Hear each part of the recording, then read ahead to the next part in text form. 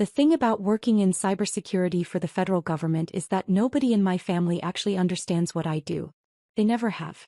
To them, I'm just Marcus, the quiet 29-year-old who works with computers and still lives alone in a modest apartment instead of buying a house like my older brother Derek.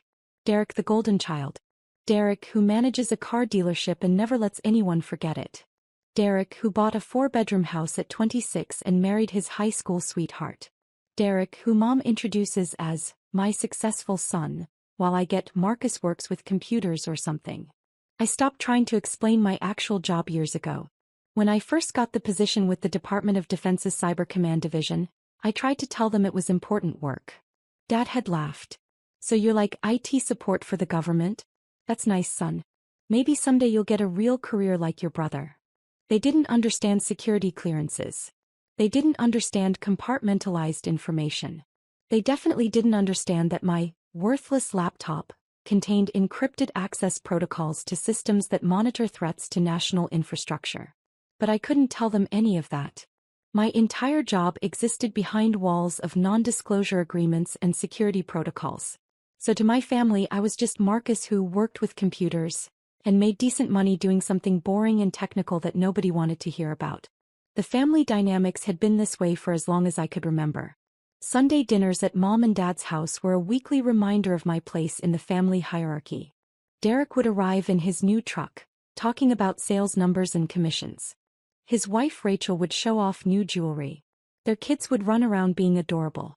And I would show up alone, drive a 7-year-old sedan, and endure the subtle and not-so-subtle comparisons. Marcus, still renting that apartment?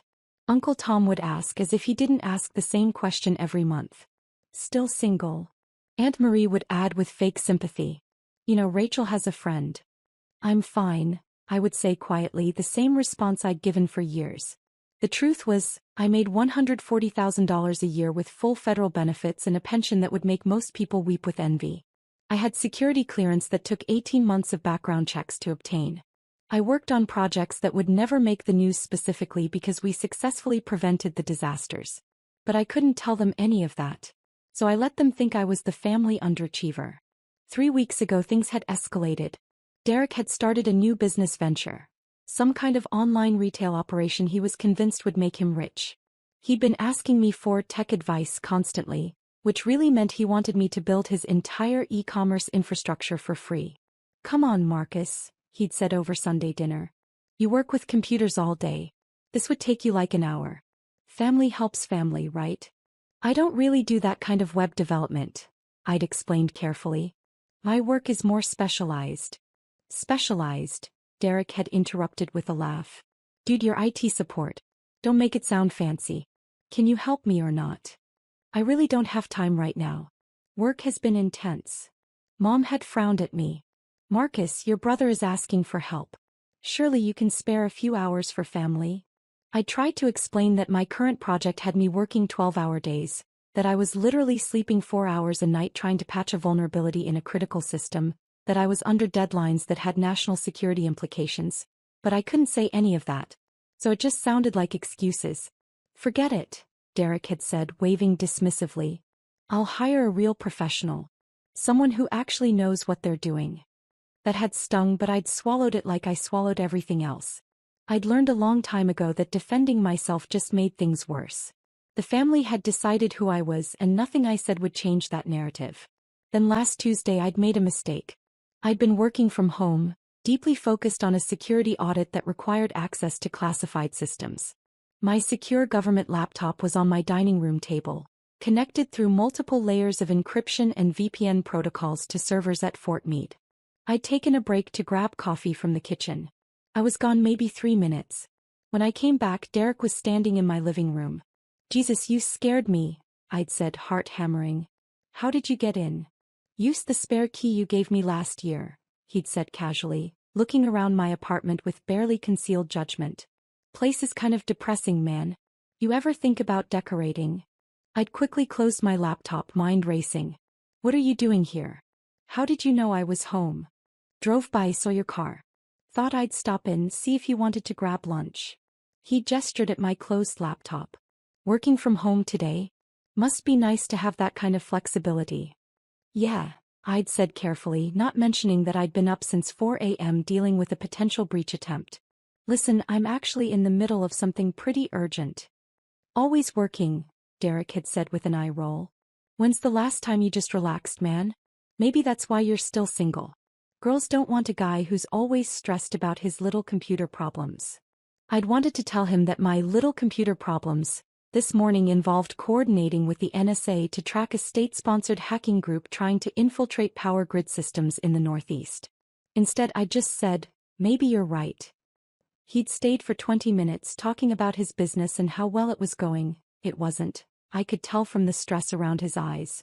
Before finally leaving, I'd made a mental note to get my spare key back. That had been Tuesday. Sunday dinner tonight had started normally enough. Derek had arrived late, in a worse mood than usual. I'd heard him arguing with Rachel in the driveway before they came in. Money problems from the sound of it. Dinner was pot roast. Mom's specialty. We'd all gathered around the table. Mom and Dad, Derek and Rachel, their kids, Uncle Tom and Aunt Marie, my cousins Jake and Sophie. Standard Sunday crowd. I'd been quiet as usual, letting Derek dominate the conversation with stories about difficult customers and supplier issues.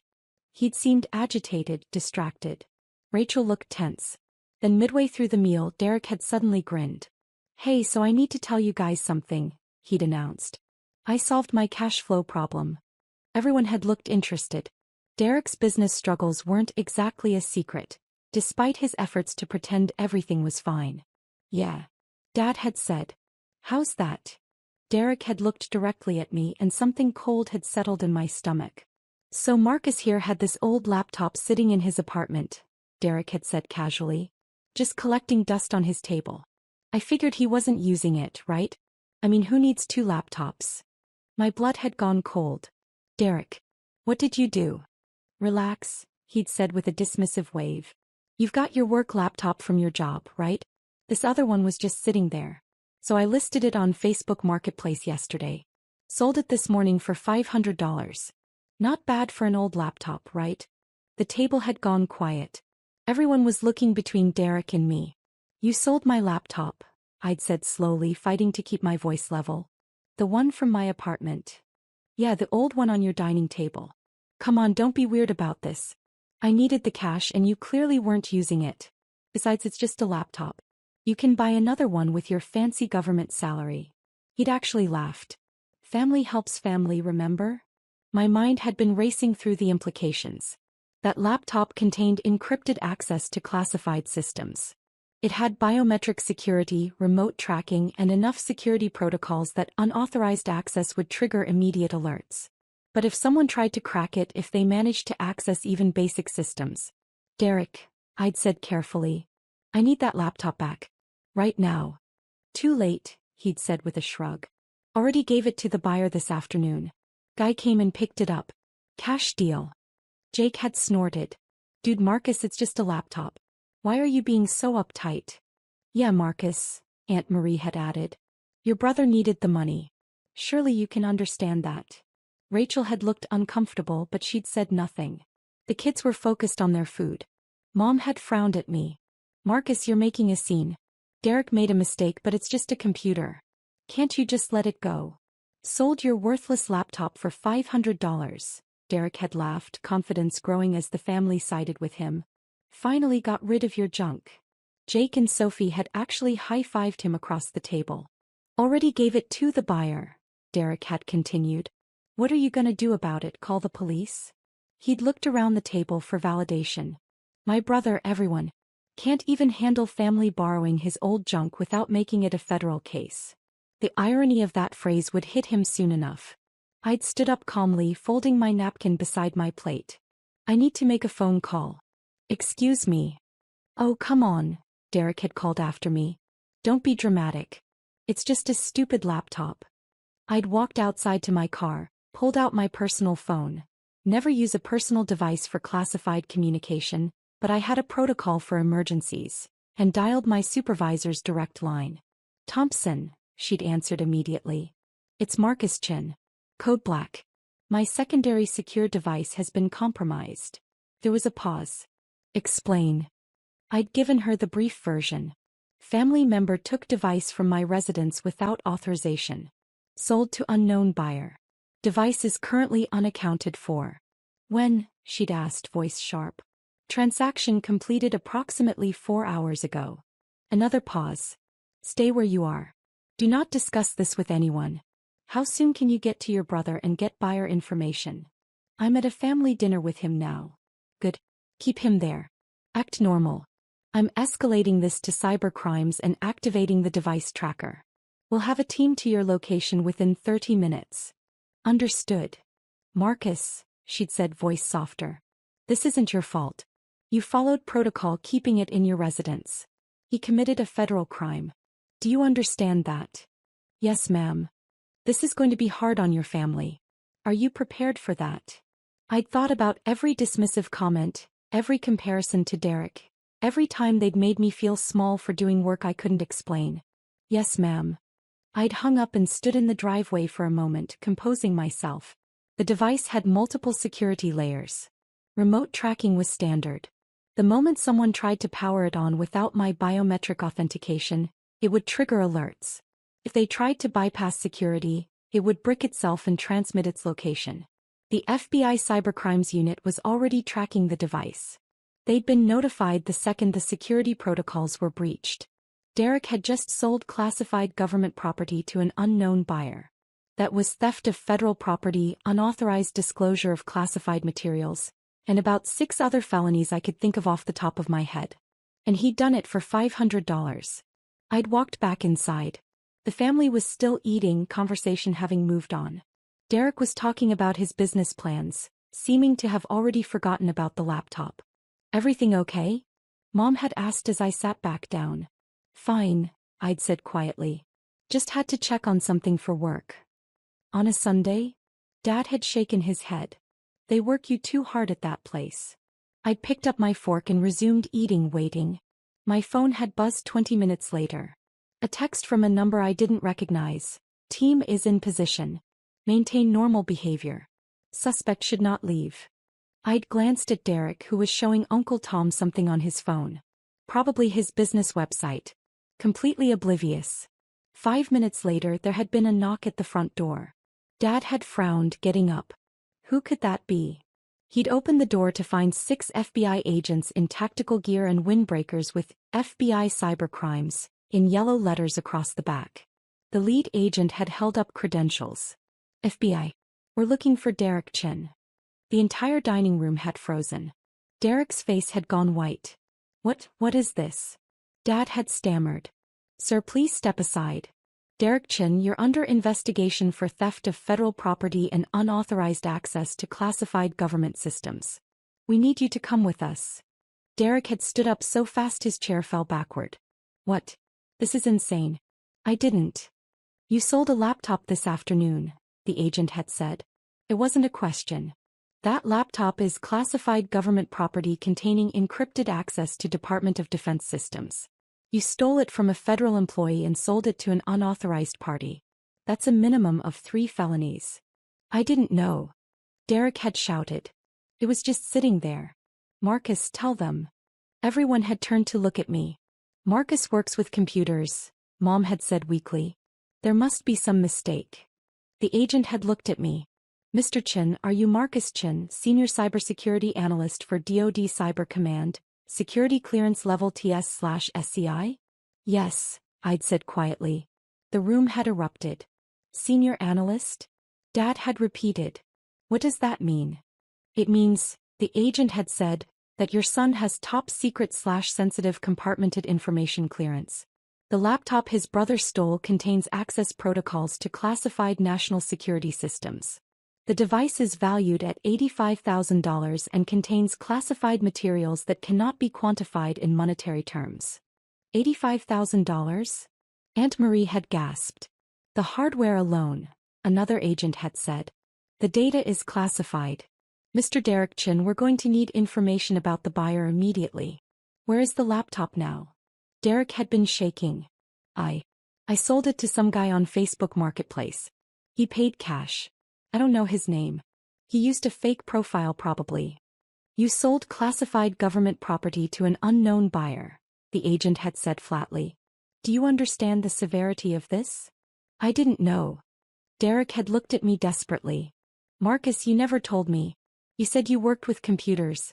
How was I supposed to know? The device, I'd said quietly, has my name and DoD property tags on it. It requires biometric authentication to access. There are 3 different warning labels about unauthorized use. I didn't look. Derek had shouted. I just saw an old laptop. You entered my apartment without permission, I'd continued calmly. Took federal property. And sold it to an unknown party. You never asked if you could take it. I used to borrow your stuff all the time. When we were kids, Derek. We're not kids anymore. Rachel had started crying. The children were confused and scared. Mom was sitting down heavily, hand over her mouth. Dad looked like he was in shock. We've already located the device, another agent said, checking a tablet. Tracking activated when the buyer attempted to power it on. Local law enforcement is moving to that location now. Mr. Derek Chin, you're going to need to come with us for questioning. Am I under arrest? Derek's voice cracked. Not at this time. But you're facing serious federal charges. We strongly advise you to cooperate fully and obtain legal representation immediately. Jake had found his voice. This is crazy. Marcus, tell them this is a mistake. Tell them Derek didn't mean anything. I'd looked at my cousin. He stole classified government property and sold it to an unknown buyer. That's not a mistake. That's a crime. He's your brother. Sophie had shouted. How can you just sit there? He committed a federal crime, I'd said simply. I don't have a choice. Neither does he. Uncle Tom had stood up. Now wait just a minute. This family doesn't turn on each other. Marcus, you need to tell these people this was all a misunderstanding. Sir, the lead agent had interjected. This isn't Mr. Marcus Chen's decision. Federal law is very clear about theft and unauthorized handling of classified materials. Your nephew committed these crimes. The evidence is documented. This isn't a family matter. It's a national security issue. Derek had been put in flex cuffs, for transport purposes, they'd said, and led out to an unmarked SUV. Rachel had followed, crying, trying to understand what was happening. The kids had been confused, scared. The agents had spent the next hour documenting everything. Getting statements, taking photos of Derek's phone and transaction records, explaining the process. Mom had finally looked at me, tears streaming down her face. You let them take your brother. He took classified government property, I'd said quietly. The moment he did that, the outcome was determined. I didn't make this happen. He did. You never told us. Dad had exploded. You let us think you were just some low-level computer guy. You never said you worked on important stuff. I couldn't, I'd said. My work is classified. I'm not allowed to discuss it. That's what security clearance means. So this whole time, Aunt Marie had said slowly, while we've been feeling sorry for you, you've been what? Some kind of spy. I'm a cybersecurity analyst. I protect critical infrastructure systems from hostile attacks. I've never been a spy, and I've never asked anyone to feel sorry for me. The lead agent had finished his documentation and approached me. Mr. Chin, you'll need to come to our office tomorrow for a full debrief. Your supervisor has been notified. You'll likely be placed on administrative leave pending the investigation. Investigation of me? Standard protocol when a secure device is compromised. It's not punitive. You followed proper security procedures. But we need to document everything and ensure no additional breaches occurred. I'd nodded. I understand. For what it's worth, the agent had said quietly so only I could hear, you did everything right. Your brother made his own choices. After they'd left, the family had sat in stunned silence. $85,000, Uncle Tom had finally said. For a laptop. The hardware is specialized, I'd explained. Custom encryption, biometric security, remote tracking and data destruction capabilities. Plus access to systems that monitor power grids, water treatment facilities, transportation networks. Basically the infrastructure that keeps the country running. Jesus Christ, Dad had breathed. You protect all that? I'm part of a team, yes.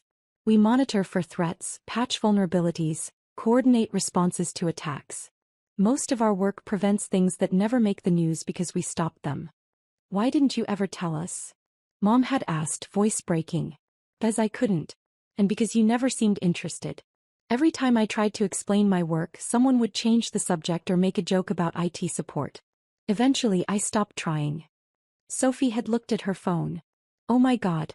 Marcus, you're on LinkedIn. Your actual title is Senior Threat Intelligence Analyst, DoD Cyber Command.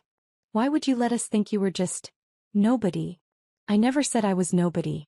You all decided that. The silence that followed was heavy. Derek is going to prison, Rachel had said, who'd come back inside after seeing her husband driven away.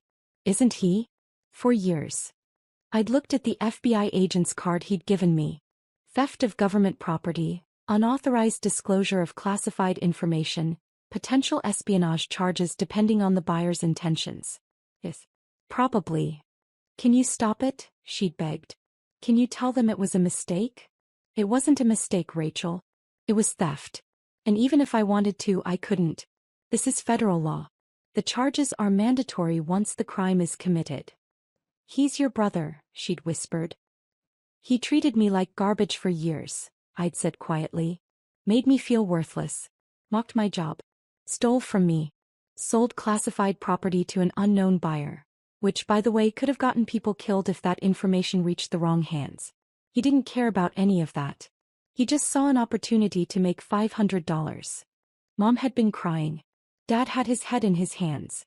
The family that had gathered for Sunday dinner was destroyed, scattered. My phone had buzzed. Another text, buyer in custody. Chinese national with suspected intelligence ties. Device recovered intact. Full investigation proceeding. Report 0800 tomorrow. I'd stood up, suddenly exhausted. I need to go. I have to report to Fort Meade in the morning. Marcus, Dad had called as I reached the door. I'm sorry. For all the years we didn't listen. Didn't take you seriously. I'd paused. I appreciate that, Dad. But right now I need to deal with the security breach in the investigation. We can talk later. I'd driven home in silence, mind processing everything. Tomorrow would be a full security review. Every system I'd accessed, every protocol, every potential vulnerability Derek's theft might have created. My clearance would be examined. My judgment questioned. All because my brother thought he could make quick cash. The hardest part was that I'd seen it coming. I'd known Derek was struggling financially. I'd known he was desperate. And I'd still trusted him with a key to my apartment, still let him into my space where classified materials existed. That had been my only mistake. 3 days later, I sat in a conference room at Fort Meade with my supervisor, 2 FBI agents, and a representative from the Office of Personnel Security. The buyer was a Chinese intelligence officer operating under corporate cover, the FBI agent explained. He'd been targeting government employees, looking for opportunities to acquire access to classified systems. Your brother's Facebook listing triggered surveillance algorithms. We had the buyer under watch when he purchased the device. So it was a setup? I'd asked. Not for your brother specifically. But yes, we were monitoring the buyer. When he purchased a laptop matching the description of secure government hardware, we moved immediately. Your brother committed the crime, but we were watching the buyer commit espionage. What happens to Derek? He's being charged with theft of government property and unauthorized possession of classified materials. The espionage charges will likely be dropped since he clearly had no idea what he was selling. But the theft charges stand. He's looking at minimum 5 years federal prison, possibly more. And my clearance? My supervisor had smiled slightly. Intact. You followed every protocol. The device was properly stored in a secured residence. You reported the theft immediately. You cooperated fully with the investigation. If anything, this case demonstrates why our security protocols work. The rest of my family doesn't see it that way. Families rarely do, the OPS representative had said. For what it's worth, Mr. Chin, you handled an impossible situation correctly. Your brother put national security at risk for $500. That's not your fault. I'd nodded, but it didn't make it easier. The following Sunday, I didn't go to family dinner. Neither did Derek. He was in federal custody awaiting trial. Rachel had filed for divorce. The kids were staying with her parents. Mom had called 6 times. I'd let it go to voicemail. Dad had texted, "We need to talk about this as a family." I'd replied, "There's nothing to talk about. Derek committed a federal crime. I did my job. That's all there is to it." Uncle Tom had sent a long message about family loyalty, about how I should have warned Derek, about how I was tearing the family apart. I'd blocked his number. The truth was, I'd spent years being made to feel small by people who didn't understand or appreciate what I did. I'd endured countless comments about my career, my lifestyle, my worth. I'd stayed quiet because my work was classified and because defending myself only made things worse. Derek's theft hadn't just been about a laptop. It had been about seeing something of mine and deciding he had more right to it than I did. It had been about years of being dismissed and disrespected, culminating in one final assumption that my things didn't matter, that I didn't matter. But my things did matter. My work mattered. And the laptop he'd sold for beer money contained access to systems that protected millions of people. 3 weeks after Derek's arrest, I sat in court for his initial hearing. Rachel was there with a lawyer. Mom and Dad sat in the back looking older than I'd ever seen them. The prosecutor laid out the charges. The evidence was overwhelming. Derek's own Facebook messages, the transaction records, the photos he'd taken of the laptop to post online, showing clear DoD property markings. "How do you plead?" the judge asked. "Guilty, Your Honor," Derek's lawyer said. "My client wishes to cooperate fully and accept responsibility for his actions." The judge looked at the case file. "Mr. Chin, you stole and sold classified government property to a foreign intelligence officer. Do you understand how serious this is?" "Yes, Your Honor," Derek said, voice barely audible. "I didn't know what it was. I just thought it was my brother's old laptop. But that doesn't excuse what I did. I took something that wasn't mine. I'm sorry." The judge looked at me. "Mr. Marcus Chin, you're the victim in this case. Do you wish to make a statement?" I'd prepared for this. I stood up. "Your Honor, my brother made a choice to take something that didn't belong to him without asking permission. Whether he understood what it was or not, that choice had consequences. I don't believe he intended to harm national security. But I also believe he needs to be held accountable for his actions. I'll abide by whatever sentence the court determines is appropriate." The judge had nodded. "Sentencing will be scheduled for 6 weeks from now. Mr. Derek Chin, you'll remain in custody until that time. This court is adjourned." As they'd led Derek away, he'd looked at me one last time. Not angry. Not pleading. Just defeated. Outside the courthouse, Dad had caught up with me. "Marcus, wait." I'd stopped, turned. "Your mother and we've been talking. We never understood what you do. We never took it seriously. And we're sorry for that." "Okay," I'd said carefully. "But Derek is your brother. 5 years in federal prison. That's going to destroy his life. His kids will grow up without a father. Rachel is already filing for divorce. Everything is falling apart." "I know. Can't you do something?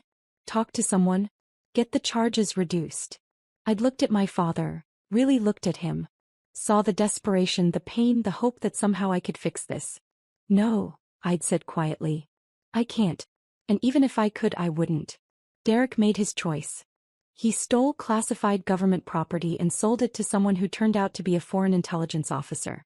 People could have died if that information had been compromised. That's not something I can just ask people to overlook because he's my brother. "So you're choosing your job over your family?" "I'm choosing national security over protecting someone who committed a serious crime. That's not about my job or my family.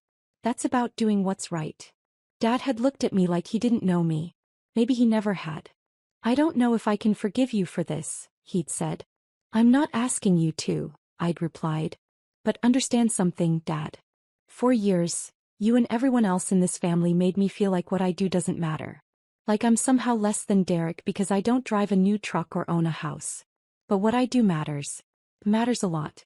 And the laptop Derek sold for $500 represented access to systems that keep people alive. I'm not apologizing for protecting those systems or for holding him accountable when he put them at risk." I'd walked away then, back to my car, back to my quiet apartment, back to my classified work that my family would never understand.